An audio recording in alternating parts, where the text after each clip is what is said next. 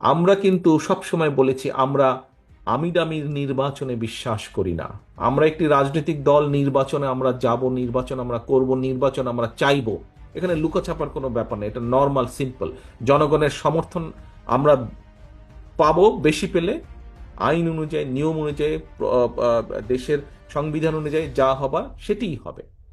জনগণের সমর্থন ভিত্তিতে জনগণ যাকে বেশি সমর্থন দিবে তারা দেশ পরিচালনা করবে। অর্থাৎ আমরা নির্বাচন চাইবো, নির্বাচন চাওয়াটা কোনো অন্যায়ের বিষয় না, এটাই স্বাভাবিক।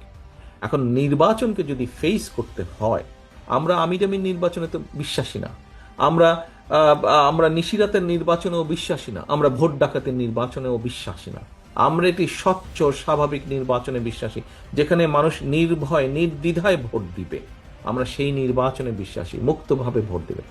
এখন সহকর্মীবৃন্দ, মানুষ যখন নির্বাচনে ভোট দিবে নির্দ্বিধায় নির্ভয় ভোট দিবে, নির্ভয় ভোট দিবে। আমাদের একজন সহকর্মী এখানে সংবাদপত্রের স্বাধীনতা নিয়ে কথা বলেছেন।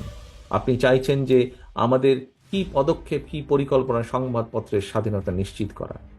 আমাদের তো একই সাথে পরিকল্পনা আছে যে কোনো মূল্যে এই দেশের মানুষের ভোটের অধিকারকে রক্ষা করা, ভোটের অধিকারকে রক্ষা করা। বাক স্বাধীনতা যেমন হচ্ছে ভোটের অধিকারকে রক্ষা করা। কাজেই মানুষ যখন ভোটের অধিকার রক্ষা করবেন, মানুষ তখন নির্দ্বিধায় ভোট দিবে।